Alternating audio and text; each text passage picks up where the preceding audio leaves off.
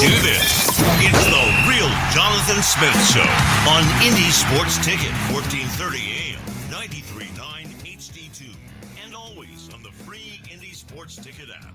What's going on? Welcome into the Real Jonathan Smith Show here on Indy Sports Ticket. Thank you for tuning in, no matter how you're tuning in, whether that's YouTube, Indy Sports Ticket.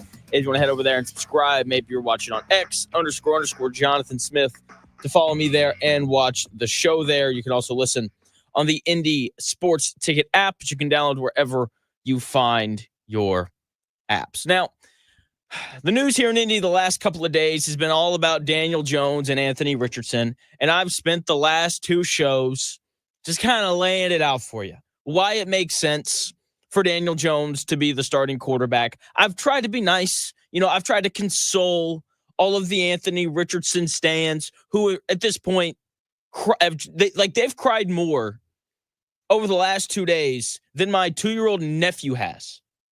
I mean, seriously, I get it. If you wanted Anthony Richardson to be the starter, you're a little distraught. You're a little upset. But let's move on. Okay? Just like the Colts are doing. Okay? Let's move on from Anthony Richardson. Okay? He was, a fun project. The idea of Anthony Richardson was great, but the reality of him was not. He needs more reps. No, he doesn't. He's not good. Simple as that. Now, Daniel Jones is going to be the Indianapolis Colts starter this year, and for some people, that's exciting. We are going to see competent quarterback play here in Indianapolis for the first time in quite some time. We definitely didn't see much last year. I do think Daniel Jones is going to be better than Gardner Minshew was. Will it be better than Carson Wentz was? Probably not, but, we don't expect for the Colts to be good, so that's not really a surprising thing, but the biggest thing for the Colts this year, in terms of them winning football games, is they have to cut down on the turnovers. That was their biggest issue last year. The Colts were 19th in the NFL in turnover margin last year, with a turnover margin of negative 0.2. Tough to win games with a negative turnover margin. Usually want it to be positive. You know who led the league in turnover margin last year? Your Super Bowl champion Philadelphia Eagles. Now, I'm going to say something that I never say. Credit to Gus Bradley. The defense, in terms of turnovers, did its part. The Colts were 7th in takeaways last year. They averaged 1.5 takeaways per game. Look, say what you want about Gus Bradley. Okay, I personally not a fan. That is very well established. But his defense last year did a very good job of taking the football away from opponents.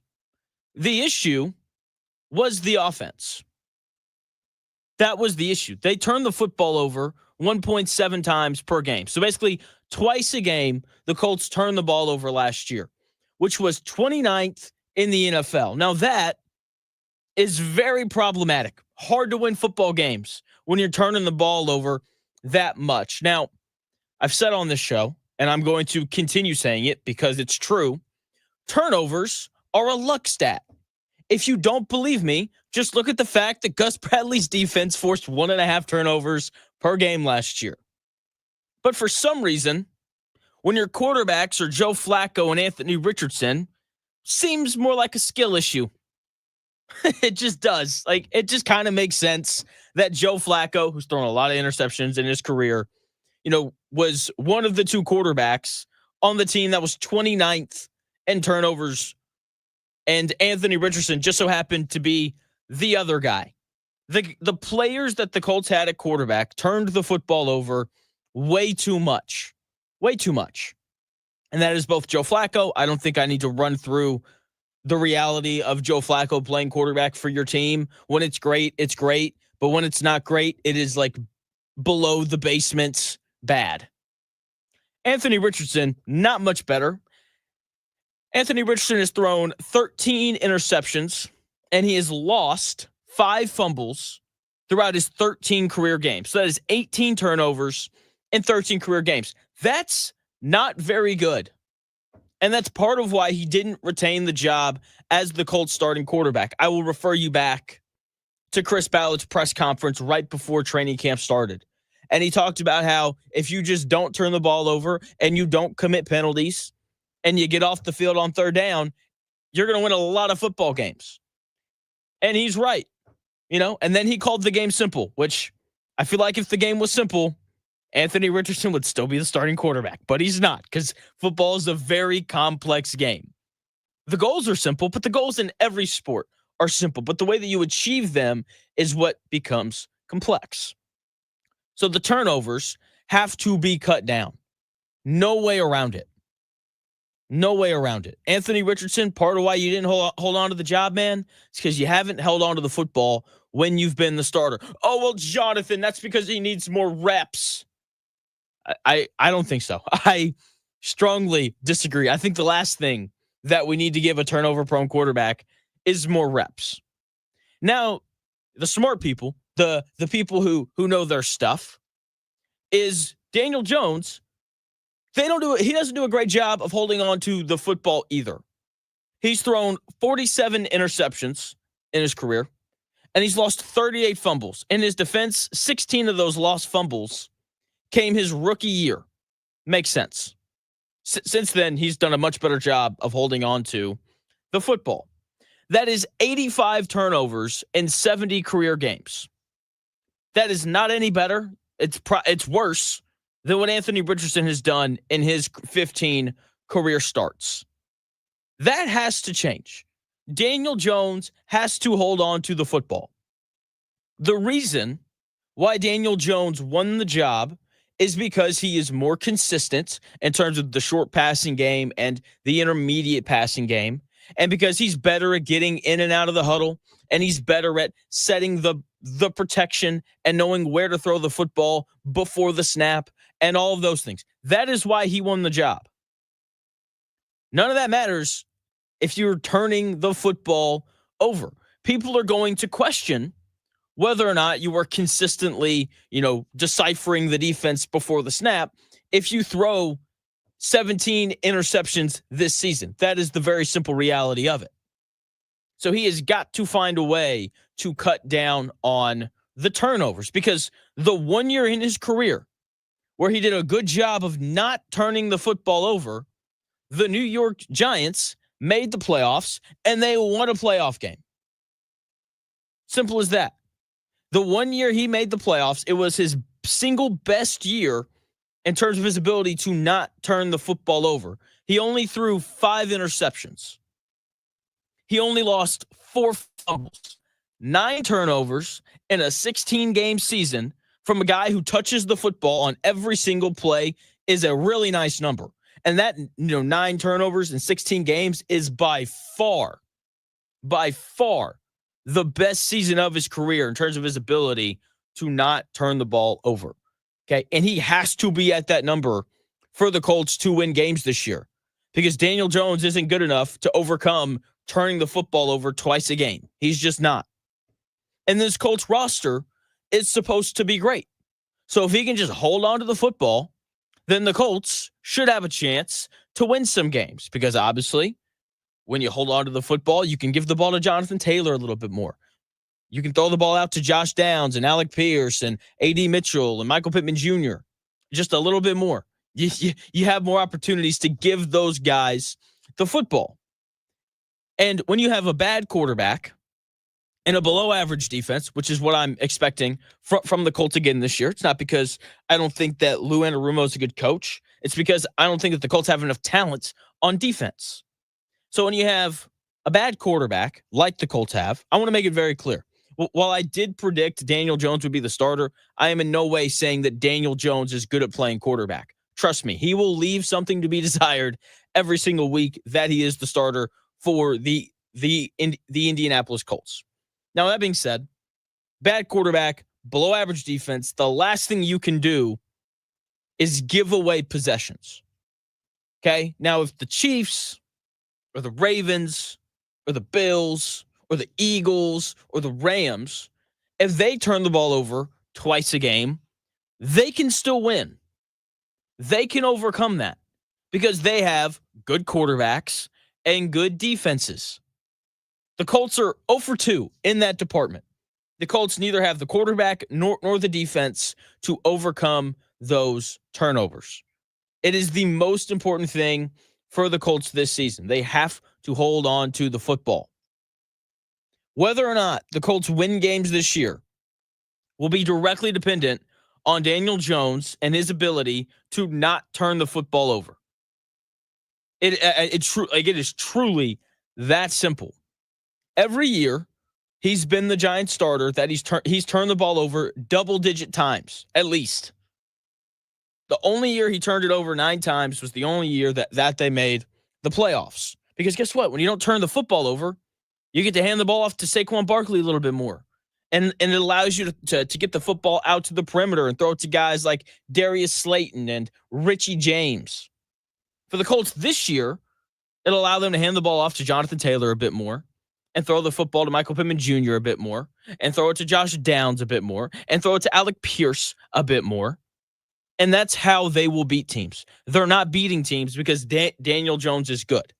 People keep telling me how great this Colts roster is and how the skill positions are really good and all this stuff. You know, these are the best skill players that, as a group, obviously Saquon Barkley is the single best player Daniel Jones has ever played with. But as a group, this is the best group of skill players he's ever played with. And so if he can just get those guys involved, then the Colts may have a chance to win some games, because that was the biggest issue with Anthony Richardson playing quarterback. He couldn't get Michael Pittman Jr. and Josh Downs and Alec Pierce and A.D. Mitchell consistently involved because he just wasn't accurate enough to do it. In theory, Daniel Jones is. So hopefully these skill players are good enough to drag Daniel Jones along to pick up some wins. But in addition to that, Daniel Jones has to get out of the way. He can't be turning the football over, twice a game in order for the Colts to win. Now, here's the other thing that has to happen. The defense has to get to average. There's a lot of questions about whether or not Shane Steichen is a good coach. He's now on the wrong side of the media, the wrong side of the fan base, because he benched Anthony Richardson. So Shane Steichen went from smart offensive mind, he's so brilliant, to, this guy's a bad coach. It swings quickly. I'm going to argue that Shane Steichen is a good coach, because Shane Steichen is somehow, some way, 17-17 with quarterbacks named Gardner Minshew, who's a backup to Aiden O'Connell and Desmond Ridder last year, Joe Flacco, and Anthony Richardson playing quarterback for him. And he's also never coached a defense that hasn't ranked higher than 28th in the NFL. So what if the quarterback can just not turn the ball over and the defense can get to average? Lou Anarumo might be the guy that winds up saving Shane Steichen and Chris Ballard's jobs. Because while there are many questions over, is Shane Steichen making the right decision, benching Anthony Richardson and going with Daniel Jones? While there's plenty of questions and controversy about that, there is no question that Lou Anarumo is a better defensive coordinator than Gus Bradley. He could have gone to coach with Raheem Morris in Atlanta, who has significantly more job security than Shane Steichen and Chris Ballard do. But he chose the Colts job over the Atlanta Falcons job for a reason. I don't know what it is. I am very much on the record saying that this Colts defense doesn't have enough talent to be a good defense. With that being said, Lou Anarumo is significantly smarter than I am when it comes to evaluating talent and knowing what a defense needs in order to be good. And once again, there is a reason why he chose this job over the Falcons job. Could he find a way to make this Colts defense average? I do think it's possible. I don't think there's a world in which this Colts defense is good, but could they finish, 15th in total defense and 14th in points allowed, as opposed to 28th in total defense and 24th in points allowed last year? They could absolutely do that, because the secondary should be better. No way around that. Cam Bynum, on the back end is a significant upgrade over Julian Blackmon at safety. He's like the only starting secondary player who stayed healthy. Nick Cross was a solid player last year. I don't know if he was good, but he certainly wasn't bad. Travarius Ward is a legitimate cornerback number one. And then, if Jalen Jones is your second corner, then you feel pretty good about it. With that being said, he's obviously going to be hurt heading into the season. But the secondary should be better this year than it was last year. The linebackers, they're going to be bad. There is no fixing that. There's no fixing the combination of Zaire Franklin and, Jalen Carlisle or Cameron McGrone, whoever it ends up being. There is no fixing that. The Colts linebackers are going to be really bad at football this season. DeForest Buckner and Grover Stewart in the middle, those are two good interior defensive linemen. The backups, I have a lot of questions about, but those two guys, that is a good combination.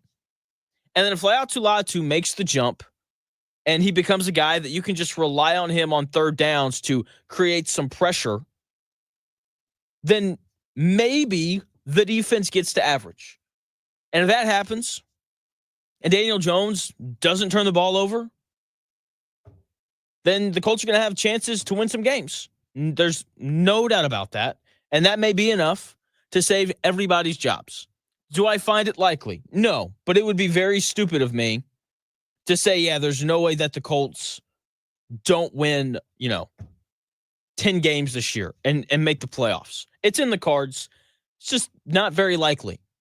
So there are some pieces to like on this Colts thing. We'll see if they are or not. I don't think that they will be. Part of that is because I think that the two bottom teams in the AFC South are going to be a little bit better than what people realize. And we're going to start with the Jacksonville Jaguars. I'm fully committed now. I'm going to bet the Jacksonville Jaguars over 7.5 wins. I'll tell you why in 4 minutes.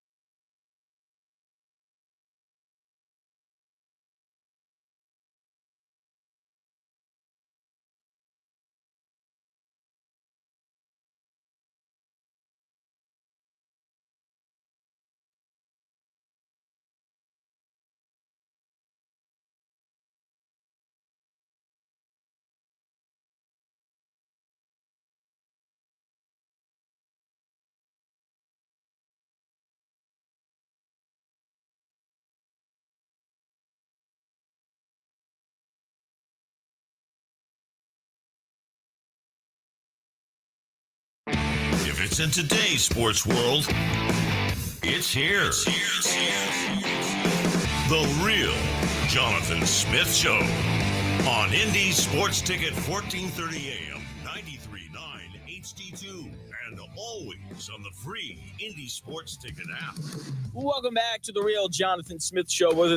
Thank you for listening, no matter how you're listening. I got a little ahead of myself there. Thank you for listening, no matter how you're listening. Whether that's YouTube, Indy Sports Ticket, if you want to head over there and subscribe. Maybe you're watching on X__ Jonathan Smith. Follow me there and watch the show there. You can also listen on the Indy Sports Ticket app. No matter how you're listening, it is greatly, greatly appreciated. Head over to YouTube and hop in the chat. We're having like real Colts conversation in there today. Patrick Wright, thank you for getting in there and giving me your takes. It's awesome. Patrick's upset. He thinks I'm crapping on the Colts a little bit too much. He thinks I'm a little too negative, which is okay. I am, without a doubt. I wouldn't say I'm being negative though. I'd just say that I'm being honest. Okay, like there's some hope around Daniel Jones, thinking that he's going to be better here in Indy than he was in New York. My thing is, teams tell you what they think about players. There's a reason why the Giants gave up on Daniel Jones to start Russell Wilson this year. Like that's the reality of Daniel Jones. They gave up on him to start Russell freaking Wilson, who's not very good anymore. There's a reason why the Broncos took a huge cap hit to get rid of him. There's a reason why the Steelers didn't want him back. And then the Giants were like, yeah, we're good on we're good on Daniel Jones. Let's play Tommy DeVito and Drew Lock for the rest of this year, and then let's bring in Russell Wilson. So, excuse me if I'm not all sunshine and rainbows about Daniel Jones. Okay, so we'll see how it is, Patrick. I do agree that the secondary is much improved and that they upgraded with the defensive coordinator, going with Lou Anarumo over Gus Bradley, but this is a quarterback league. If you don't have a good quarterback, it's really tough to win games. We've seen that with the Colts the last 2 years. People keep telling me how great this roster is, which I'm not convinced that it's as great as everyone else thinks that it is. The weapons on offense are good. I think they have a lot of specialists. I don't think they have any truly elite guys on the outside. Obviously, Jonathan Taylor is elite, but there's a reason why teams don't care about running backs anymore. They just don't have the same impact as they used to. And I know people are very excited about this Colts offensive line, but I think this is more of a reputation thing than anything else. They're replacing 2 starters from last year. The more Tanner Bortolini played last year, the worse he got. He got hurt, and instead of making him the starter again, they kept rolling with Danny Pinter. That's a little concerning, is it not? And then Matt Gonsalves has never played right guard before, and he's replacing a guy in Will Fries who got paid a ton of money to go to Minnesota. So, there's questions on the offensive line. There's questions at linebacker. There's questions in the secondary right now with all the injuries that keep piling up. There's questions about Daniel Jones. If there weren't questions about him, then he'd still be in New York, and he wouldn't have gotten benched last year. This is just the reality of the Colts. There's a lot of I don't knows. And given the recent history of the Colts, I don't know how you confidently say all of these question marks are going to turn into good things. That's my point. Anyway, I also think that part of the issue with the Colts this year is the division is going to be better than it was last year. And I want to start with the Jacksonville Jaguars, who I'm going to bet over 7.5 wins this season. Last year, I bet the Commanders over 7.5 wins. And I would like to say that it's because I'm really smart and I knew that Jaden Daniels was going to be amazing. I didn't know that because no one knows how good rookies are going to be. We can take guesses. We can infer based on how they looked in college and how many college snaps they got and all those things. The reason why I bet the Commanders over last year was because the year prior, so 2 years ago, they were at the bottom of the league. They were 32nd in the NFL in turnovers forced. Turnovers are a luck stat, and they fluctuate from year to year. Like the fact that the Colts defense forced 1.5 turnovers last year with Gus Bradley as the defensive coordinator is insane. Okay. For example, to talk about how it kind of fluctuates, in 2023, the Commanders were 29th in turnovers per game, and they were 24th in takeaways. That put them last in the league in turnover margin. Last year, they improved a lot, and they hit the over for their win total because of it, right? So they went from 29th in the NFL in turnovers per game to 9th. They went from 24th in takeaways to 15th, and they went from last in turnover margin to 14th. And then you pair that with Jaden Daniels being really good, and instead of winning 8 or 9 games, they win 12. They went from 4-13 to 12-5 because of the turnover difference, and obviously because Jaden Daniels is a stud. The Jaguars are going to be the team this year to have the luck swing in their direction. Last year, they were last in takeaways. The Jacksonville Jaguars defense had 16 takeaways all year. That is criminally low. Like that is so low. They were 24th in turnovers committed, and they were 29th in turnover margin. Football, at its core, is a possession game. If I have the ball more than you, then, hey, I like my chances. And then you throw in the fact that usually, not always, but usually, field position is usually better when you force a turnover because NFL teams, for the most part, not always, do a pretty decent job of not turning the football over in the red zone. So when turnovers happen, it's 3rd and 10, and then you have an interception or you strip a wide receiver, and then you have the ball on your own 40 as opposed to you gave up a touchdown and now you have the ball on your own 30. Like those 10 yards matter. So I just believe that the Jacksonville Jaguars are on a pretty similar path to do what the Commanders did the last year. The luck is going to swing in their direction. They'll go from 29th in turnover margin to like 15th or something like that, and that will instantly lead to them winning more games. You throw in the fact that Trevor Lawrence has looked pretty good so far through training camp and in the preseason. Liam Cohen, like he was the offensive coordinator that helped Baker Mayfield put together the best year of his career last year. Baker Mayfield threw 40 touchdown passes. And it obviously helps when you're throwing to Mike Evans every year. Chris Godwin got hurt last year, but it didn't matter because Liam Cohen was the offensive coordinator. So I think we see a good year from Trevor Lawrence. I like the running backs that Jacksonville has. I like the weapons. Brian Thomas Jr., Travis Hunter gives them, another guy on the perimeter as well. Defensively, like they've got some really good players, guys like Josh Hines Allen, Walker, the edge rusher that they took number 1 overall a few years ago. He had 11 sacks last year. Like they've got good players at important positions. So I think Trevor Lawrence is a little bit better than he was last year. And the turnover luck swings their way a little bit more. So I really like that prediction. This one's a little more far-fetched.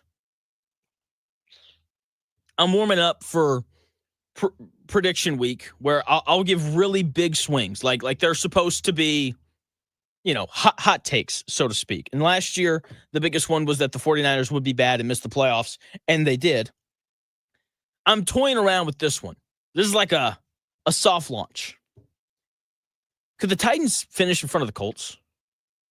Like, could the Colts go 7-10 and the Titans go 8-9 and the Colts finish at the bottom of the AFC South? I think Cam Ward is going to be good. I do. He's got a good arm. He's mobile. And the most important thing, the thing that, our guy here in Indianapolis needs to learn is Cam Ward is putting in the work in every way, shape, and form. Like this dude is showing up early, and he's all about it. He's tough. He's a competitor. He got into a little scuffle with Jeffrey Simmons the other day at practice, which is awesome. I kind of like a little bit of fire and intensity from my quarterback. I think that's awesome. So I like Cam Ward. He's definitely going to be better than what Will Levis was last year. They've invested in their offensive line the way that people think that the Colts do. They took J.C. Latham with the 7th overall pick two drafts ago. He's an offensive tackle. They took left guard Peter Skoronski with the 11th overall pick 2 years ago. Their center, Lloyd Cushenberry was a third-round pick in 2020. Good player. They brought in 2 veterans and left tackle Dan Moore Jr. and right guard Kevin Zeitler. So at the offensive line that they've really invested in these past few years, like if the offensive line is good and Cam Ward is better than Daniel Jones, which is very possible, then they're going to be good. Young quarterbacks can fix everything quickly. We saw it with the Broncos last year. Bo Nix shows up, just, runs the Sean Payton offense decently well, got off to a rocky start, but he figured it out.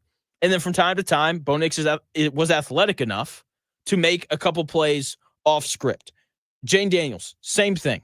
Shows up, runs the Cliff Kingsbury offense pretty well, and then from time to time, he was able to ad-lib and do something cool. Okay, Kyler Murray, when he showed up in Arizona, did the exact same thing.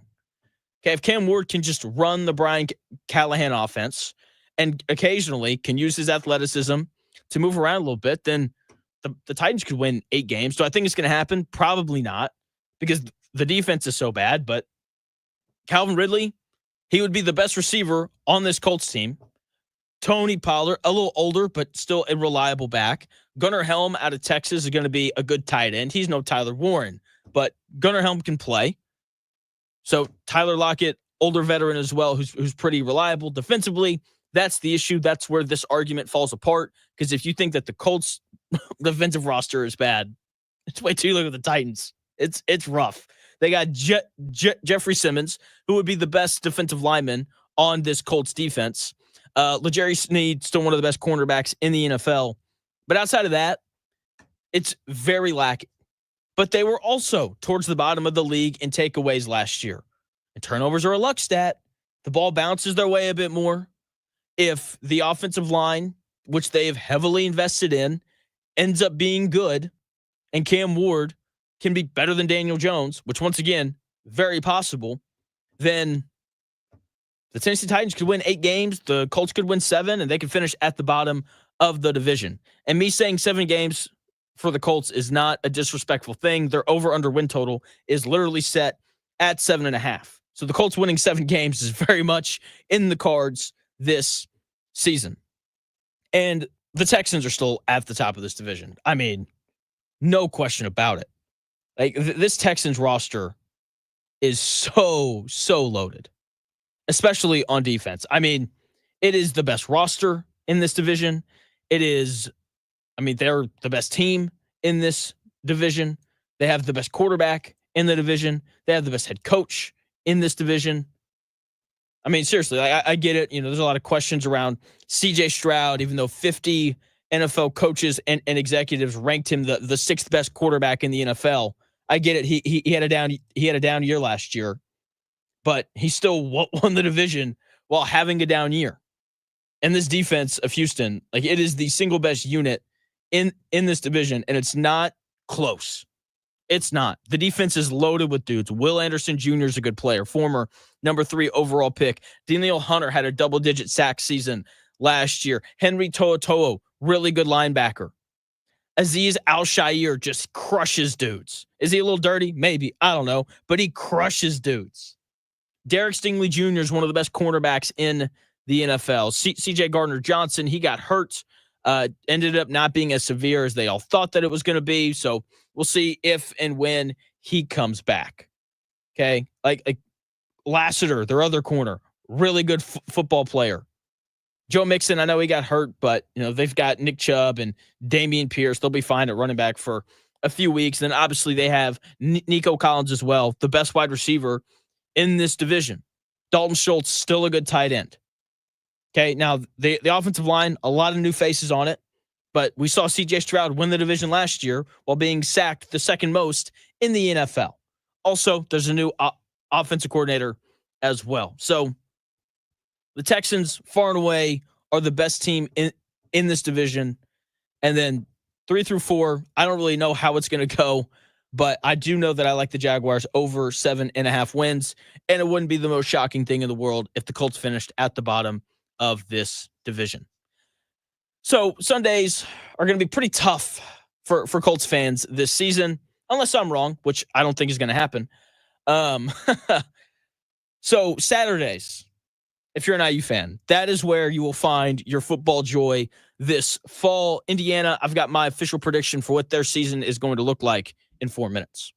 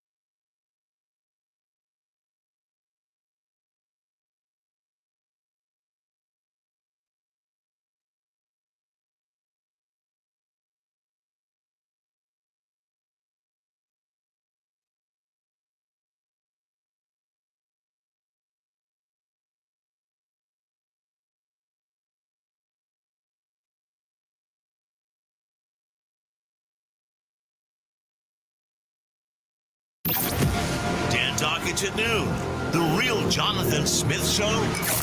Now, this is Indy Sports Ticket 1430 AM, 93.9 HD2, and always on the free Indy Sports Ticket app. Welcome back to the Real Jonathan Smith Show here on Indy's Sports Ticket. Thank you for tuning in, no matter how you're tuning in, whether that's YouTube, Indy's Sports Ticket. If you want to head over there and subscribe, maybe you're watching on X__Jonathan Smith to follow me there and watch the show there. You can also listen on the Indy Sports Ticket app. If you want to be part of the show, head over to YouTube, Indy Sports Ticket, hop in the chat. And of course, you can also tweet at me as well at __Jonathan Smith.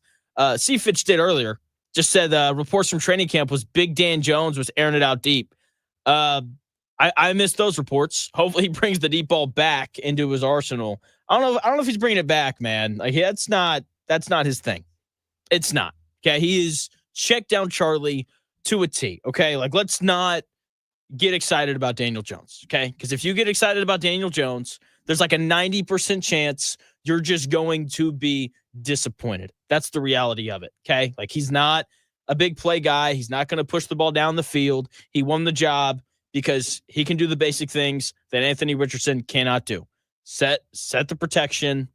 Okay. Get him in and out of the huddle.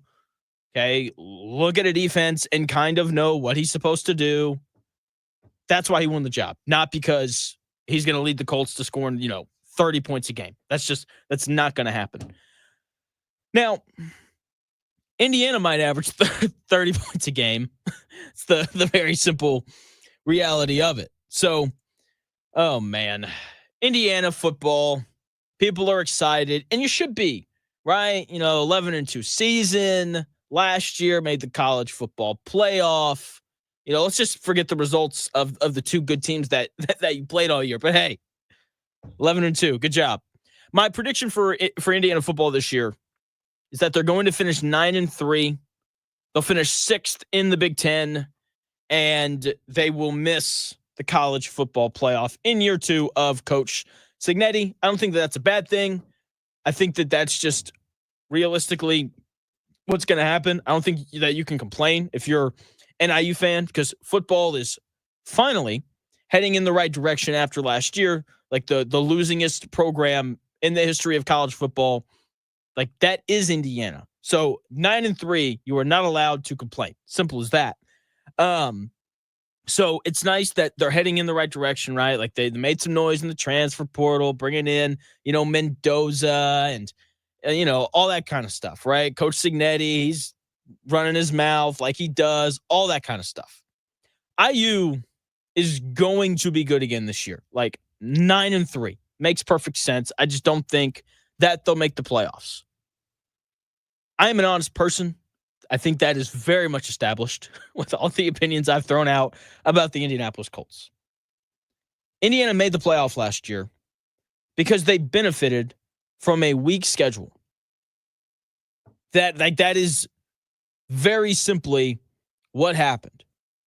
And the two times that the Indianapolis Colts, the two times that the Indiana Hoosiers played good teams last year, they got their doors blown off.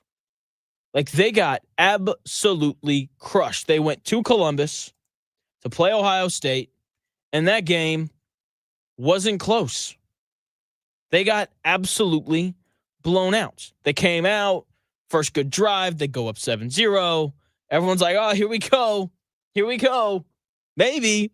And then it was just brutal from that point forward. Absolutely brutal. 38-15. I mean, just absolutely crushed. And then they play Notre Dame, and they lose 27-17.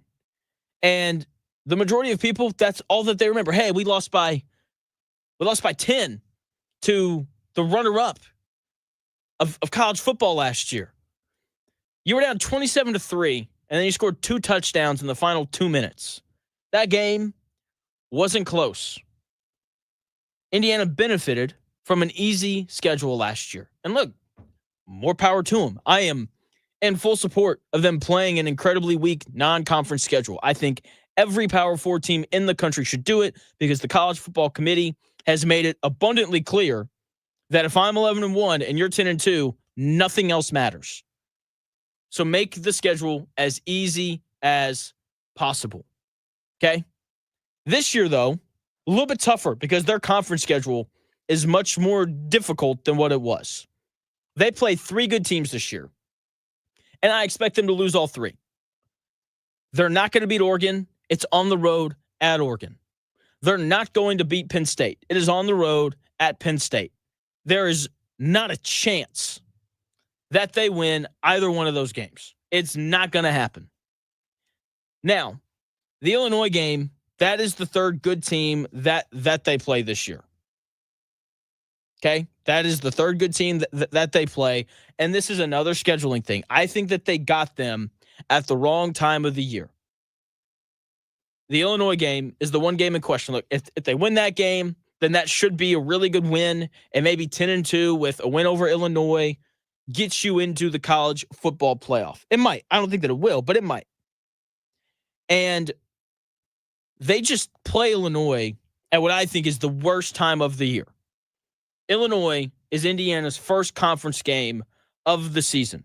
So Indiana is going to play 3 absolutely horrific teams, as they should. They're going to play Old Dominion. They're going to win that one by 50. And then they're going to play Kennesaw State, and they're going to win that one by 60. And then they're going to play Indiana State, and they're going to win that one by 50 as well. And then Saturday, September 20th, less than a month away, they're going to play their first conference game of the season against Illinois. And Illinois is returning 16 starters from last year's team that went 9-3 in the regular season and then won their bowl game. They went 10-3. Now, of those 16 starters, one of them is their starting quarterback, who's a pretty good player. Gave him a chance to beat Penn State on the road last year. They returned a bunch of starters on defense as well, a defense that gave them a chance to beat Penn State on the road last year. Continuity is something that over the course of a season, I think is a little bit overrated. But I do think that it matters a lot early, especially in college sports where teams are building through the transfer portal and they're a little more unfamiliar with who their teammates are. This is Indiana's 4th game of the year. This is their first real opponent of the year. An opponent that has played together. Like, Illinois is going to know exactly what they have so incredibly quickly because they're bringing so many guys back. And then go back and they can look at games from last year and they can kind of figure out, like, you know, this guy's good, this guy isn't, we need to upgrade here, this guy needs to play more, this guy needs to play less, because they're bringing so many guys back. They also play Duke week 2, which should give them a decent idea of, you know, all the 16, 22 minus 16, that's 6. The other 6 new starters that they have. That'll be a good litmus test for them to kind of know, like, yes, these are Big Ten dudes, or no, they are not. Indiana doesn't have a game like that. So for Indiana, though, 4th game of the year, their first real opponent, they're going to have an idea of what they have because Coach Cignetti and his staff do an excellent job of evaluating players and all those things. Like, you don't go from basement dweller in college football to making the college football playoff unless you have a head coach and a recruiting staff that understands how to evaluate talent and knows what wins. But they won't fully know what they have this year until that game, while Illinois will have a perfect idea of who they are because they'll have played Duke and, they're returning 16 starters from last year. So that's going to be an incredibly tough game for Indiana just because it's so early. Like, if they're playing Illinois, you know, in week 10, I would take IU in a heartbeat. Games at home, all of those important things are going on, right? So, yeah, so that game's going to be tough. Also, Brett Bielema's a really good coach. He didn't pan out in the SEC because the SEC is just different from the Big Ten. But Brett Bielema won a ton of games at Wisconsin. He showed up at Illinois, and he has turned that program around as well. And he's certainly not afraid of anybody. So that week 4 game against Illinois, it is the biggest game of IU's season, and it's a very losable game. And if they lose it, it'll cost them a spot in the college football playoff this season. Now, I'm going to take 3 minutes, three 3.5 minutes. And I'm going to talk about Purdue football, and I'm going to try to be as positive as possible. I don't think that Purdue is going to be very good. All right? So, full on right there. I don't think that Purdue is going to be very good. But they do kind of remind me of Indiana last year. New head coach who's won before. Kurt Cignetti won a lot of games before he showed up at IU. Barry Odom has won a lot of games before showing up at Purdue. And no one had a clue about Indiana's roster last year because they had so many transfers. And they ended up being really good because the transfers that they brought in were good enough to win games against, the average and bad teams in the Big Ten. Right? That paired with a favorable schedule allowed for Indiana to have a really good team last year and to really kind of get that program rolling. Purdue, very similar. No one knows what they have.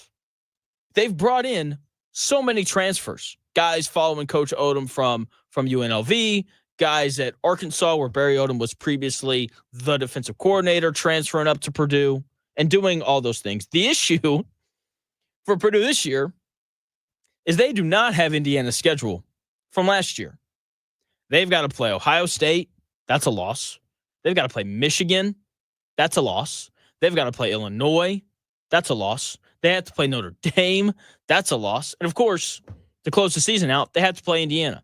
That is also a loss. Like, absolutely a loss. Like, there's no way around it.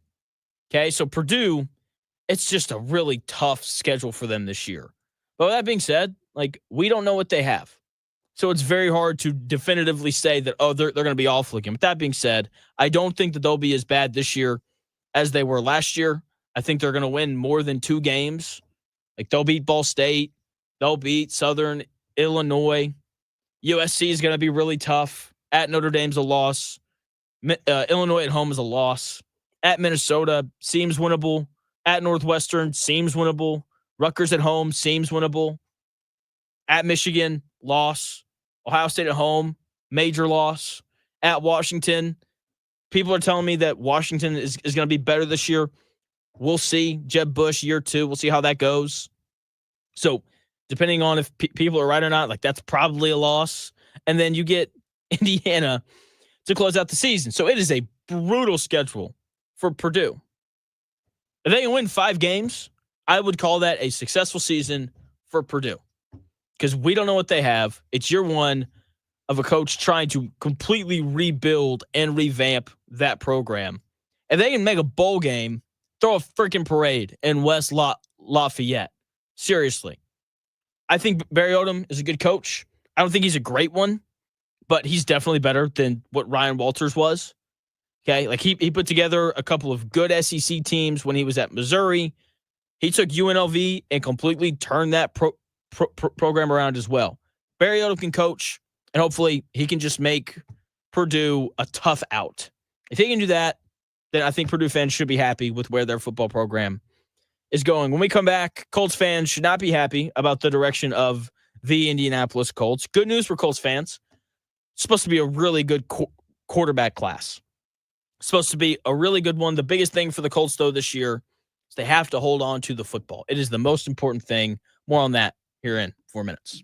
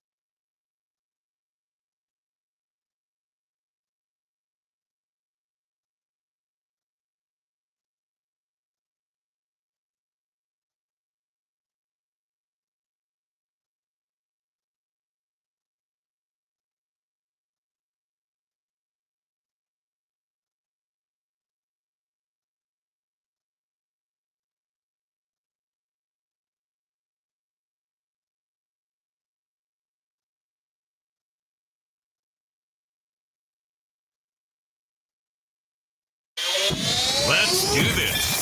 It's the Real Jonathan Smith Show on Indy Sports Ticket, 1430 AM, 93.9 HD2, and always on the free Indy Sports Ticket app. Hour number 2 here on the Real Jonathan Smith Show. Thank you for tuning in, no matter how you're tuning in, whether that's YouTube, Indy Sports Ticket, head over there and subscribe. Maybe you're watching on X __ Jonathan Smith. Follow me there and watch the show there. You can also listen on the Indy Sports Ticket app or 1430 AM. The chat coming alive a little bit. A lot of fire Chris Ballards going on. Otter Creek chiming in saying as soon as the Colts look like they're out of contention, they need to fire Chris Ballard and begin the fire sale to give the picks that whoever the next GM needs to rebuild. The issue with that is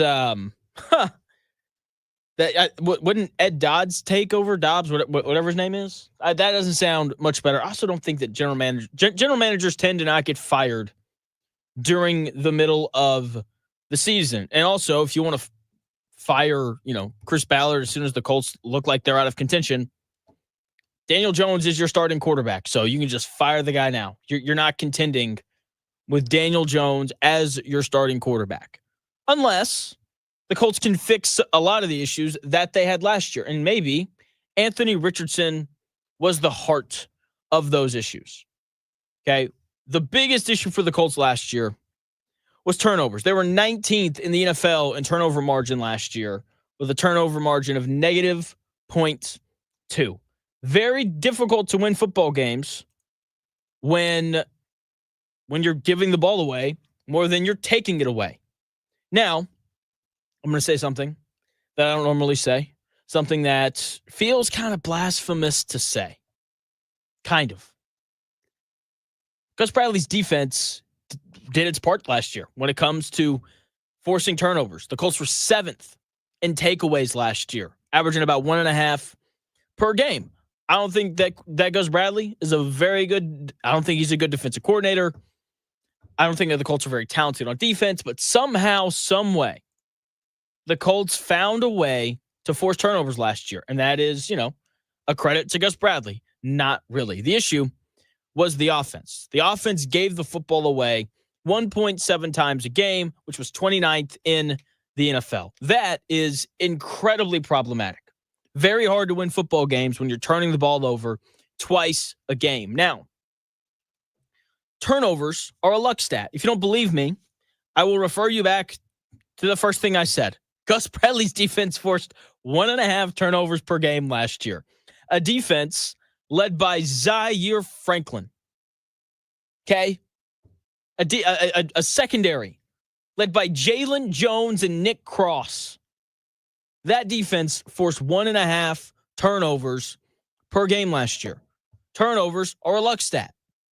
With that being said, when your starting quarterbacks last year were Joe Flacco and Anthony Richardson, turnovers no longer feel like a luck stat. It then begins to feel like, the starting quarterback of my favorite football team isn't very good. And that's what it was. Anthony Richardson, he's had many, many issues. Not very accurate. He just lost the job because of his inability to get the Colts in and out of the huddle, the inability to set the right protection, the inability to look at the defense beforehand and know where to go with the football. Problematic. Okay? And that's ultimately why he lost the job. I would also like to think that he lost his job because he didn't do a good enough job of holding on to the football. He's thrown 13 interceptions and lost 5 fumbles throughout his career. That is 18 turnovers in 15 career games. It's not very good. And also, those aren't full games. That's just him showing up and taking at least one snap. As soon as you do that, it is logged as one game. So it's 18 turnovers in 15 games, and he didn't even finish the majority of the games that he played in. Once again, very problematic the number of times that Anthony Richardson has turned the football over under center for the Indianapolis Colts. Okay, and that's part of why he didn't retain the job as the Colts starting quarterback. You have to hold on to the football. You have to avoid giving the ball to the other team.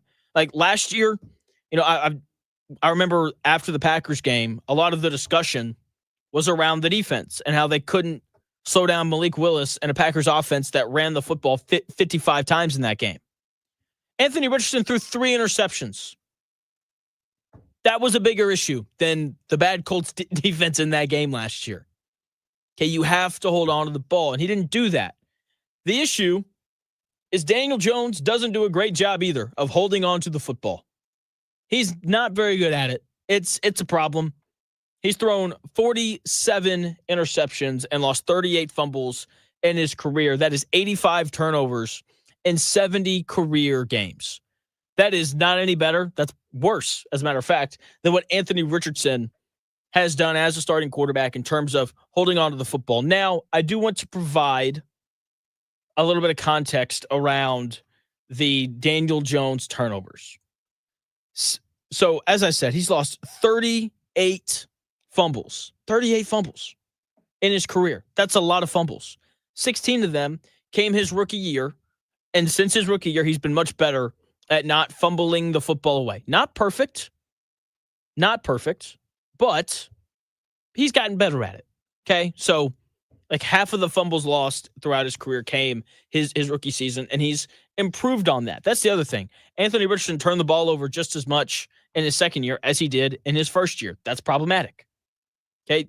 The 1 year that Daniel Jones made the playoffs in New York, it was his best year turnover-wise.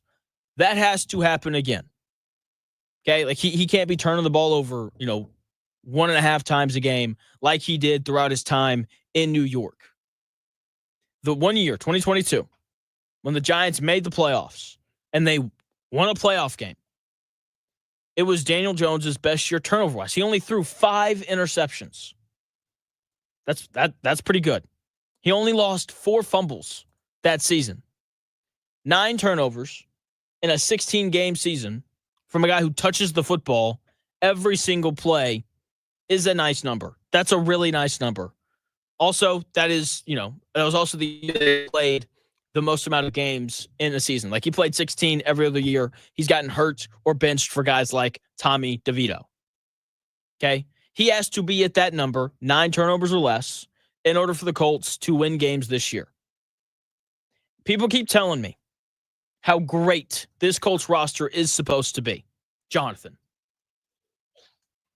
their skill position guys are so good.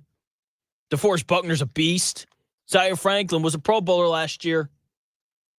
Kenny Moore, really good player. Yeah, I keep hearing about it. And it's a really interesting thing with Colts fans. It's like, yeah, Chris Ballard's not a very good GM, but then people tell me that the Colts have a good roster.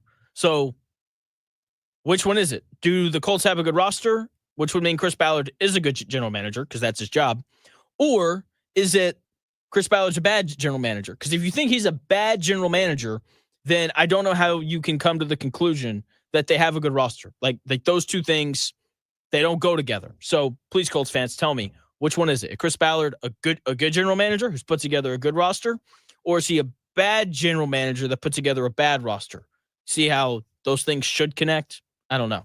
Like, Howie Roseman is a great general manager, and the Eagles roster is pretty great.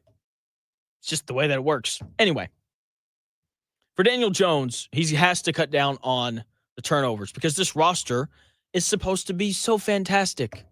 This offensive line is supposed to be so great and so wonderful. Okay, the Colts should have a chance to win some games if Daniel Jones can just hold on to the freaking football. Simple as that. Simple as that. When you have a bad quarterback, which the Colts have, if Daniel Jones was a good quarterback, then the Giants would not have moved off of him for Russell Wilson and Jackson Dart and Jameis Winston. If he was a good quarterback, he would still be there. He wouldn't be in a Colts uniform. Simple as that. Oh, it's also really tough to win when you have a below-average defense, which is what I'm expecting from the Colts. But if you wanted to tell me that the Colts defense was going to be average, then I could maybe buy into that. Maybe. I don't know. I would need a little convincing, even though I may have convinced myself earlier in the show. We'll see on that. If you're the Chiefs or the Ravens or the Bills or the Eagles or the Rams and you turn the ball over twice, it is not a big deal. because the Chiefs have a really good defense and they have Patrick Mahomes. The Ravens have a great defense, arguably the best roster in the NFL, and they have Lamar Jackson. And if you're the Bills, you've got Josh Allen and a pretty solid defense. And if you're the Eagles, you have Jalen Hurts and a bunch of weapons and a great defense. If you're the Rams, you've got Matthew Stafford and, throwing it to Devontae Adams and Puka Nacua and a really good defense. And when you have that combination, you can overcome a couple of turnovers because you know that your defense is going to get you off the field, or they're going to get off the field. Okay? So whether or not the Colts win games this year, it will be directly dependent on Daniel Jones' ability to hold on to the football. Can he avoid turning the football over? It is the single most important thing for the Indianapolis Colts this year. And when he gets hurt, because it's going to happen, Daniel Jones has gotten hurt every year of his career, except for the 1 year that he made the playoffs. He's a guy, he's had multiple neck injuries. He's rolled his ankle a few times. It's not good. He's had some concussions, and apparently once you get one concussion, it's easier to get more. So for all the Anthony Richardson people out there, he's going to play again. So please stop whining about it. Daniel Jones' ability to hold on to the football is the most important thing. And when Anthony Richardson plays, same thing. He has to hold on to the football. Every year that Daniel Jones was the New York Giants starter, he turned the ball over 10 times or more. Every year, except for one. And the 1 year he didn't was the 1 year that they made the playoffs. Because when you don't turn the football over and you're playing for the Giants when Daniel Jones was, it's more opportunities to turn around and hand the ball off to Saquon Barkley. It's more opportunities to get guys like Darius Slayton and Richie James involved.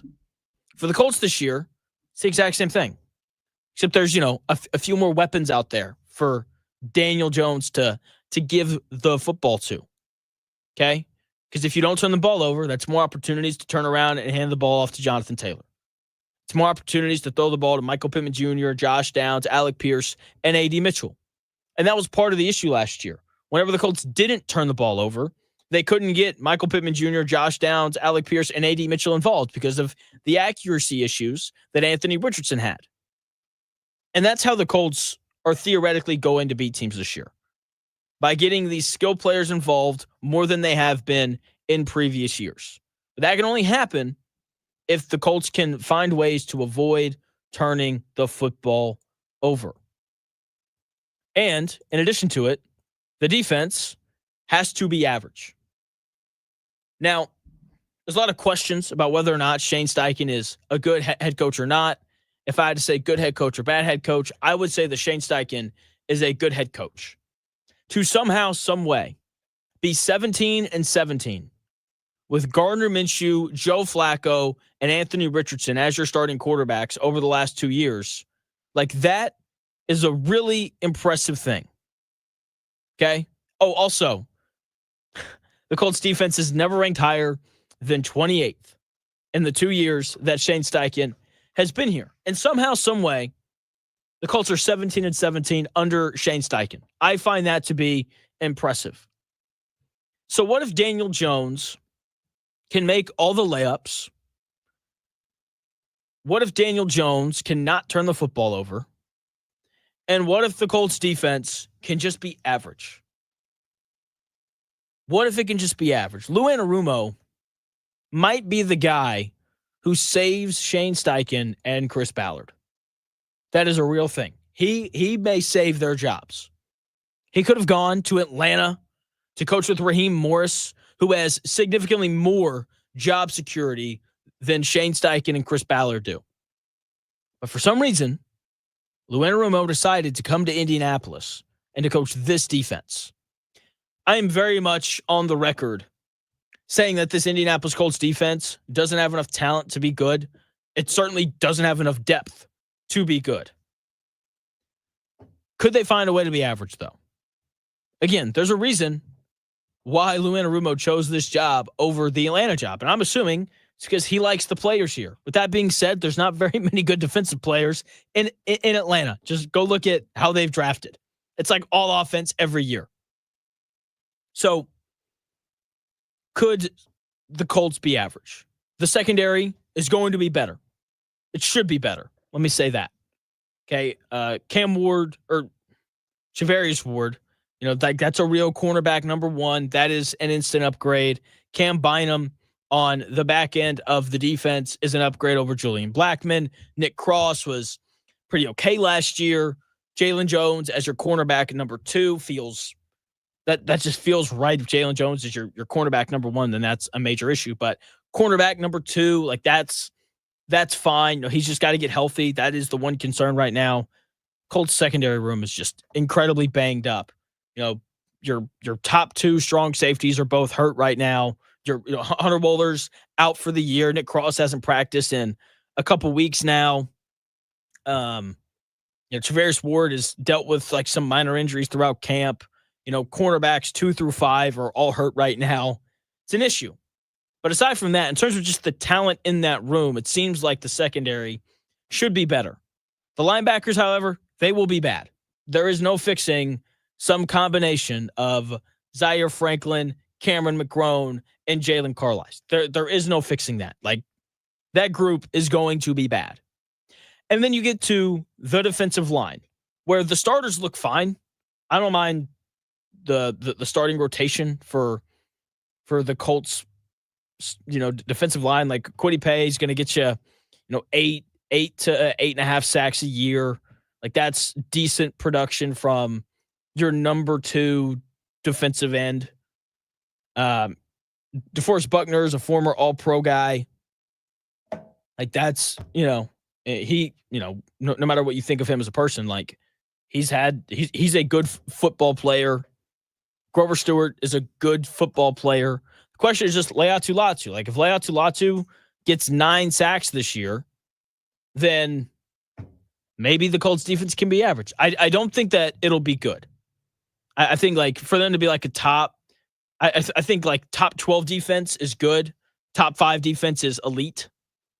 But if the Colts were like the 14th best defense in the NFL, or they were 15th, around there, if that happens, and I do think that that's in the cards, they would just have to stay incredibly healthy in order for that to happen. And that, unless you're the Eagles last year, it doesn't really happen to teams that way. So if the defense can stay healthy, they can be average. And if Daniel Jones can avoid turning the football over, then the Colts are going to have a chance to maybe get to 10 wins and maybe save everyone's job after losing in the wild card round 34-3 when they play the Bills or the Chiefs or the Ravens or somebody like that. So if things go perfectly, that kind of feels like what we're headed towards. Will things go perfectly, though? Probably not. The Colts are probably going to win like 7 games this year. And they're going to have the 12th pick in the NFL draft. And they're going to draft another quarterback. And at that point, the question will be, who is making that selection? Is it Chris Ballard? Or is it some new general manager here in Indianapolis? The AFC South, I think it's going to be better this year. It's part of why I only have the Colts getting 2-7 wins on the season. And I'm going to tell you why I think the division is going to be better, especially the Jacksonville Jaguars. Their over-under win total is set at 7.5. They're going to hit the over, and I'll tell you why in 4 minutes.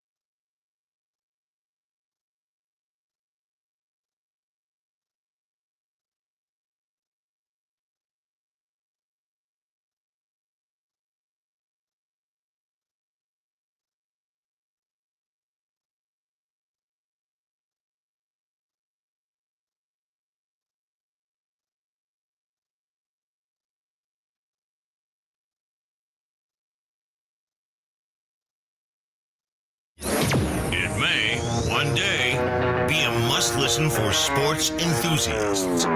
Yeah, and monkeys might fly out of my butt. Uh-oh. The Real Jonathan Smith Show on Indy Sports Ticket 1430 AM, 93.9 HD2, and always on the free Indy Sports Ticket app. Welcome back to the Real Jonathan Smith Show here on Indy Sports Ticket. Thank you for tuning in, no matter how you're tuning in, whether that's YouTube, Indy Sports Ticket. If you want to head over there and subscribe, maybe you're watching on X__ Jonathan Smith.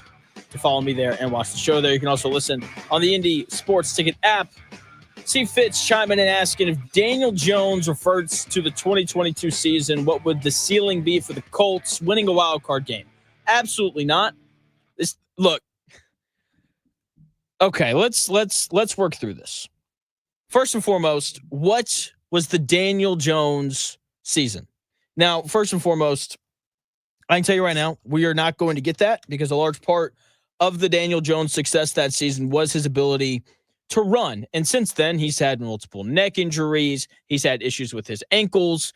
Therefore, we're not going to get the running version of Daniel Jones. The passing version of Daniel Jones leaves much to be desired. He threw for 3,200 yards. For reference, Gardner Minshew threw for more yards in his 2021 season with the Colts than Daniel Jones did in his best year as a passer. Oh, man. Daniel Jones threw 15 touchdowns and only 5 interceptions. Look, I hit on it a ton in that previous segment. That is the biggest thing for him.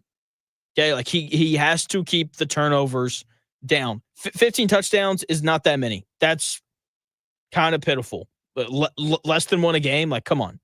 That's terrible. So let's say he does that. Let's say Daniel Jones throws the football for 3,200 yards, and he throws 15 touchdowns, and he throws 5 interceptions. The Colts passing attack would rank amongst the worst in the league if that happened. Now, you have to look at his rushing because that was a huge part of his 2022 season as well. He ran for 700 yards and 7 touchdowns. Okay, so averaged about 45 rushing yards a game. We're not getting that from him again either. And this is the issue with this idea of what if Daniel Jones reverts back to the guy that he was in 2022? You're not getting those rushing numbers from him again because of the injuries. We also haven't seen him have a rushing season like that since, or really before, his rookie year. He ran for 279 yards and 2 touchdowns. 2020, his second year in the league, he ran for 423 yards, pretty good, but only 1 touchdown. 2021, he ran for 298 yards and 2 touchdowns. And then 2022, you have this outlier year, 708 yards and 7 touchdowns. 2023, he went from rushing the football 120 times in 2022 all the way down to 40. Then again, he didn't play in as many games because he got hurt. He tore his ACL that year. 206 rushing yards and a touchdown. And then last year, in 10 games, he ran for 265 yards and 2 touchdowns. So all the injuries that have piled up, like that is the issue with saying, what if Daniel Jones goes back to this 2022 version? The issue is it's not going to happen because of all of the injuries. Peaches, I'm with you, man. Said Jonathan, stop. These Daniel Jones stats are gross. Totally agree. You know what else is gross, though? The Anthony Richardson stats. I've been saying it from the beginning. Neither one of these quarterbacks are very good. And it's why it's really hard to see the Colts making the playoffs. Okay? I just, it's brutal. Okay? Ridger puts it perfectly. Yes, comparing a word I can't say on the air versus turds, it doesn't really matter. It doesn't matter at all. Okay? It's you need some sort of big passing leap from Daniel Jones. And I just don't think that we're going to get it this year. It's just a really tough thing for us to imagine.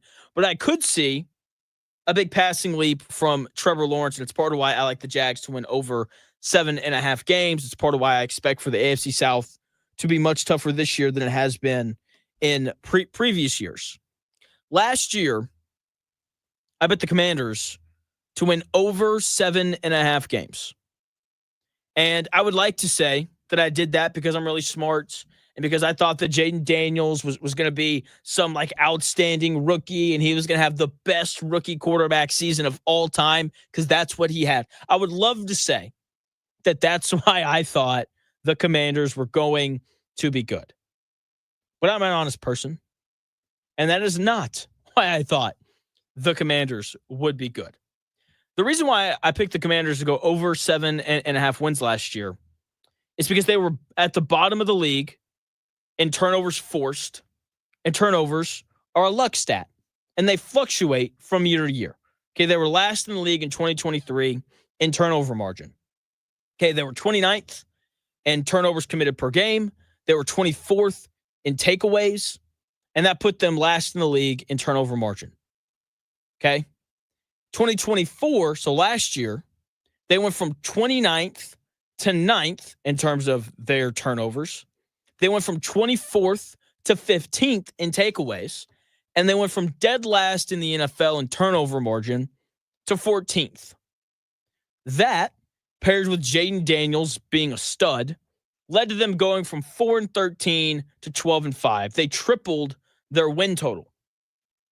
The Jacksonville Jaguars, that is the team this year to have their luck swing in terms of the turnovers. Okay, last year, they were last in takeaways. The Jags only forced like 16 turnovers last year. Half a turnover a game that they forced.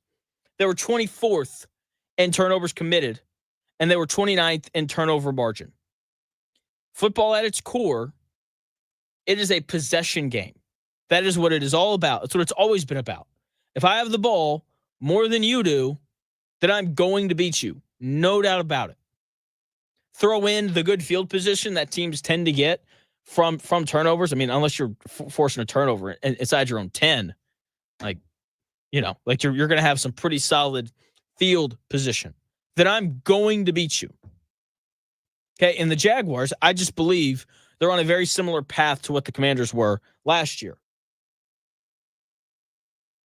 The turnover luck is going to swing their way a bit. They're not going to go from last in turnover margin to first. That would be a very surprising thing, but they'll go from last to like 15th or 16th. Because of that, the possessions will even out a little bit more, and they'll have a better chance to win games just because they're not turning the football over as much. I also like Liam Cohen. Liam Cohen helped Baker Mayfield put together the best year of his career. 40 touchdown passes for Baker Mayfield last year with Chris Godwin being hurt, and that's got people really excited for Tampa Bay this year. I think I saw in the YouTube chat a couple days ago someone saying that, the Tampa Bay Buccaneers are like a sleeper for the Super Bowl. They're not that, but they're going to win that awful division once again. But losing Liam Cohen is legitimately a blow for them, and it is a great thing for Trevor Lawrence. Throwing the football to guys like Brian Thomas Jr. and Travis Hunter, like that's going to help a ton. There's quite some questions with the offensive line. I think that it'll be fine. That's a nice thing about having a good offensive-minded head coach. So I do like the Jags this year to go over 7.5 wins. I think that is 1,000% in the cards for them. I also think it's in the cards, not as much so. I don't like this as much. Could the Titans finish in front of the Colts? I think it's a real possibility. I like Cam Ward. I think he's going to be a good player. He's got a good arm. He's very mobile. He's working hard. His quote where he talks about how like if his dad can get up at 4:30 and do a job he doesn't like, then Cam Ward thinks that he can get up at 4:30 to do a job that he does like. Which is, like that clip went super viral. So like he gets it. Like it seems like he's putting in the work. He's got a little swagger to him too, getting into a little scuffle with Jeffrey Simmons the other day. Awesome. Love it. So I think Cam Ward's going to be good. The Titans have done a really good job of investing in their offensive line. The Titans invest in their offensive line the way Chris Ballard wants you to think that he invests in his offensive line. The Titans drafted J.C. Latham, offensive tackle out of Alabama, 7th overall two drafts ago. They drafted left guard Peter Skoronski 3 drafts ago. Their center, Lloyd Cushenberry, was a 3rd-round pick in 2020. So that's 3 like high value draft picks being used on offensive linemen. And then they brought in left tackle Dan Moore Jr. He's a veteran. And they brought in right guard Kevin Zeitler as well. So they've got a nice little mix of young, talented guys and some older veterans. So if the offensive line's good and Cam Ward ends up being good, then the Titans will be good at football. Young quarterbacks fix everything quickly, or they can fix everything quickly. Look at the Broncos. They move off of Russell Wilson. They bring in Bo Nix, and boom, they make the playoffs. Look at the Commanders. They bring in Jaden Daniels. Boom, they make the playoffs. Okay, quarterback fixes everything. It does. Okay, it's like Flex Seal. You can put Flex Seal on anything, and it fixes it, apparently. Young quarterbacks, same thing. You put a dynamic young quarterback on a bad roster, they go from, 3-14 to 10-7 really quickly. Really quickly. Okay, I don't mind the skill position players in Tennessee. Either Calvin Ridley would be the best wide receiver on this Colts team. It's a good player. Tony Pollard is reliable as a running back. Gunnar Helm, I really liked coming out of Texas. He plays tight end. Won't be quite as good as Tyler Warren, but he was a second-round pick. That's a good player. Tyler Lockett, he comes in from Seattle, another reliable veteran. Defensively is where this argument kind of falls apart. Jeffrey Simmons would be the best defensive lineman and maybe the best player on this Colts defense. So he's the anchor in the middle. L'Jarius Sneed, still one of the best cornerbacks in the NFL. Outside of that, they are lacking. But they were towards the bottom of the league in takeaways per game last year. As I've highlighted, turnovers are a luck stat in the NFL. No way around it. It is a luck stat through and through. So if that swings their way, if Cam Ward's good and their consistent investment in the offensive line continues to pay off, then the Titans could go 8-9, the Colts could go 7-10, and the Colts finish at the bottom of the division. That is, I think, totally in play. A lot of stuff has to go right in order for the Titans, in order for that to happen. At the same time, a lot of things have to go right for the Colts in order for them to be decent. So we'll see how it goes, but I do think that is 1,000% in play for the Titans this year. The Texans, though, are still hands down the best team in this division. I don't really think it's close. They have the best roster. They have the best head coach in DeMeco Ryans, and they have the best quarterback in C.J. Stroud. I know that there were some questions after C.J. Stroud's sophomore slump last year, which is that's a fair thing. With that being said, Mike Sando, who puts out his whole where he interviews 50 different general managers and coaches every year. Yeah, those general managers and coaches rank C.J. Stroud the 6th best quarterback in the NFL. So he's still really good. That defense, it is the best single unit in the division. They've got dudes all over the field on their defense at all 3 levels. If the Texans had a top 5 defense in the NFL this year, it would not surprise me in the slightest. That is how talented they are on that side of the ball. And then also, they have the best receiver in this division as well in Nico Collins. So it's really a race for second place this year. That's kind of what it feels like in the AFC South because the Texans are so good. But Jacksonville, the turnover luck, that swinging should push them to over 8 wins. And if the offensive line and Cam Ward hit in Tennessee, watch out. The Colts could finish last in this division. So big year coming up for the Colts. I hope they're good. I hate being this negative. I would love to come on here in a month and be like, hey, guys, I was wrong. The Colts are 3-0. Would love to do that. Is that going to happen, though? Probably not. Indiana, though, speaking of going 3-0, they absolutely are going to start 3-0. You can take that to the bank. I've got my official prediction for what Indiana football is going to be this year in 4 minutes.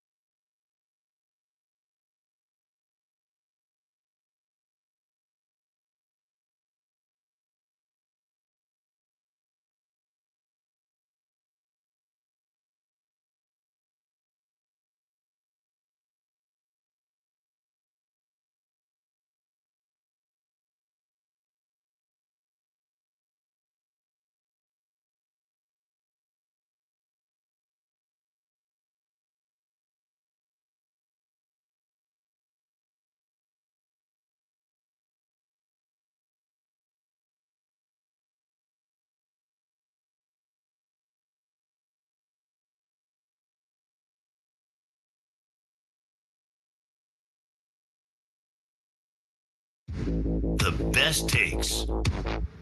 Maybe. The Real Jonathan Smith Show on Indy Sports Ticket 1430 AM, 93.9 HD2, and always on the free Indy Sports Ticket app. Welcome back to the Real Jonathan Smith Show here on Indy's Sports Ticket. Thank you for tuning in, no matter how you're tuning in. Just rolling right along today on a Thursday. If you want to continue rolling right along, we've got a big-time event coming up. It is Indy's Sports Ticket's second annual Bourbon and Birdies presented by Payless Liquors. Join us Saturday, October 4th for an afternoon of sipping some high-end bourbon, and it really is high-end, great stuff, and hitting some golf balls. Takes place at Back Nine Golf and Entertainment. It'll be a day of sampling incredible bourbon, hitting golf balls, eating food, and hanging out with some great people. Tickets are on sale now at IndySportsTicket.com. You can also text bourbon. That's bourbon to 317-228-1430 to buy tickets as well. So that is coming up. It was a blast last year. My wife is very excited.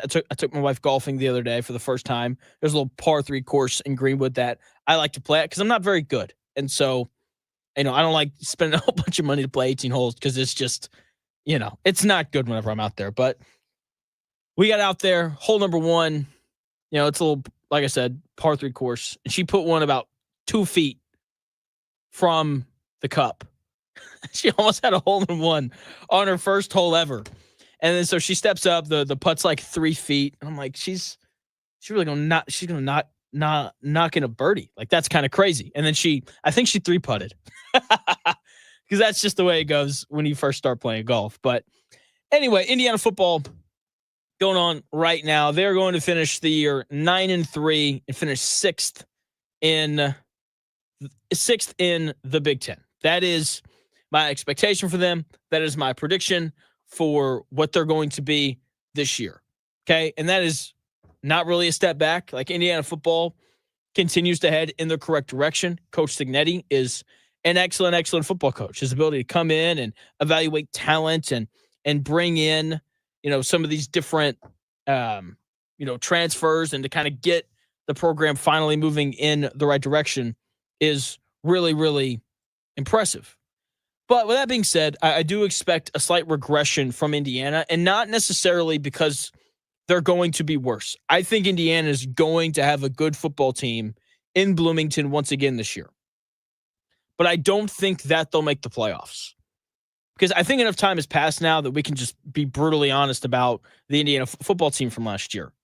They greatly benefited from an incredibly weak schedule. That's the reality of it. They played 2 good teams last year. They got their doors blown off each time. And that's kind of what I expect to happen again this year. They play three good teams this year, and I expect them to lose to all 3. They're going to lose to Illinois, Oregon, and Penn State. I will not hear arguments on them beating Oregon or Penn State. Those are incredibly tough road games.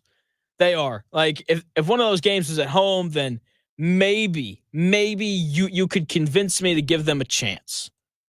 But I am not giving them a chance to go all the way up to Eugene and win, and I'm definitely not giving them a chance to go on the road to Penn State, arguably the best team in college football this year, and win. Like, I'm not giving them a chance in either one. You could convince me, though, that they could beat Illinois at home. That is the one game in question. To me, it is the most important game of their season, because 10-2 with the win over Illinois would probably get them into the playoff. The issue, it would. The issue is I don't think that they're going to win that game, and it may not get you into the playoff depending on how you perform against Oregon and Penn State. And this is another scheduling thing. I just think that Indiana is catching Illinois at the wrong time of the year. Indiana is going to play Illinois week 4, September 20th. So we are less than a month away from what I think is the biggest game of Indiana's season. Illinois, they are the darling of the media right now. Remember last year when there were like 17 national talking heads saying that people were sleeping on the Indianapolis Colts. That is Illinois this year, except there's a little more substance for why people like them. Okay, last year, for the Colts, it was like, well, if Anthony Richardson figures it out, then watch out. And it was like, that's a big if. With Illinois, there's real substance. They're returning 16 starters from last year's team that went 9-3. That is so important. Like a team will go like 4-8, and then they'll return 19 of 22 starters, and people are like, oh, they're bringing all these guys back. Oh, you mean all the guys that went 4-8 last year? I don't think things are going to be that much better. Sorry. But for Illinois, they're bringing back 16 guys that went 9-3, including the starting quarterback on that team.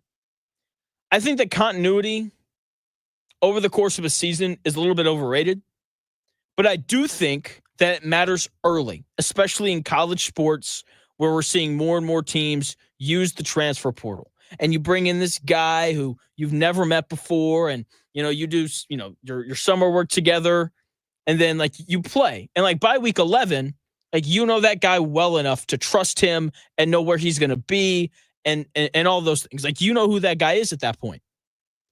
But week 4, after you've played Old Dominion, Kennesaw State, and Indiana State, I don't think that you're fully sold on who your teammates are at that point. And so if Indiana was playing Illinois in week 11, then I would pick IU, no doubt.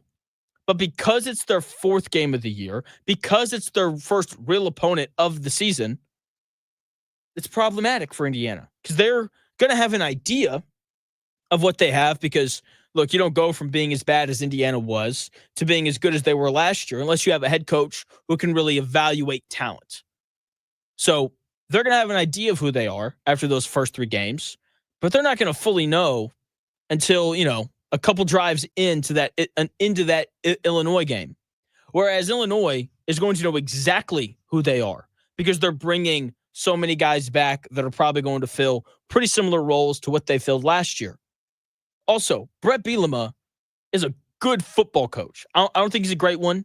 He went down to the SEC and couldn't replicate his success in the Big Ten, but he won a lot of games at Wisconsin, and he's turned Illinois around pretty quickly, and he definitely isn't afraid of anybody.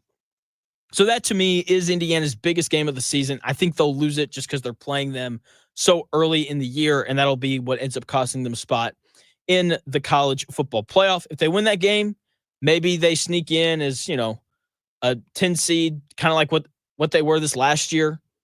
And we'll kind of see how things go from there. So that is my expectation for Indiana football this year, 9-3, and they finish 6th in the Big Ten. They miss out on the college football playoff, but still play in a relatively major bowl game. Now, Purdue football. It's been a pretty negative show today. And I say Purdue football, and you're just like, oh no, how much more negative can it get? I'm going to go glass half full for them because I feel like Purdue fans need a little glass half full stuff when it comes to football season. I know you guys are all waiting, for basketball season to start because you think that your basketball team is going to be really, really good this year. We'll see if they are or not. That's why I play the games. But there's an aspect of Purdue that reminds me a lot of Indiana last year. No one knows what they have.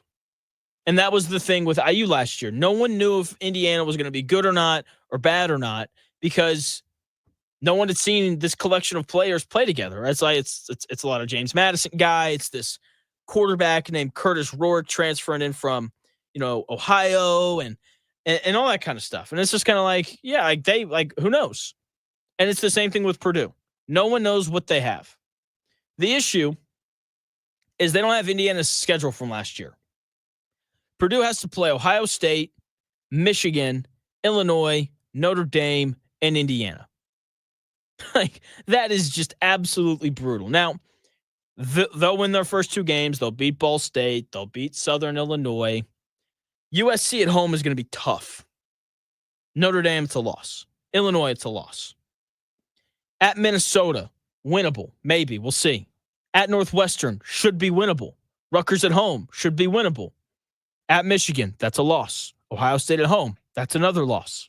At Washington, we'll see. There's some people out there who think Washington's going to be a pretty good team this year in Jeb Bush's second year there. We'll see about that. And then they close the season with Indiana. Like, once again, that is a really tough schedule. Like, they're going to play like 4 of the top 6 teams in the Big Ten, and they play Notre Dame.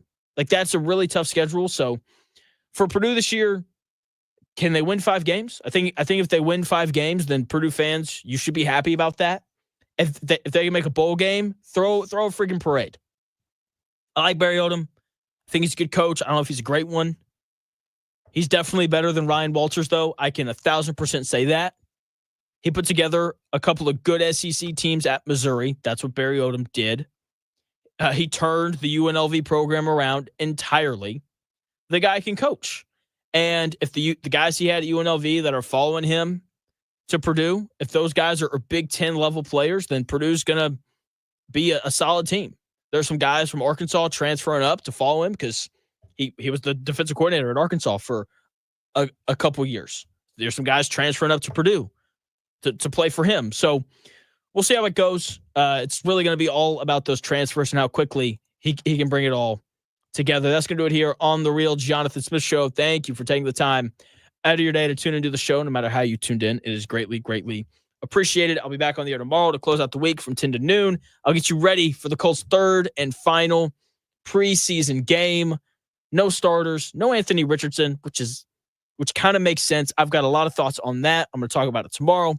Hopefully we get Zach Gray on as well. All that coming your way tomorrow. Thank you again for tuning in. I'll talk to you tomorrow starting at 10 a.m.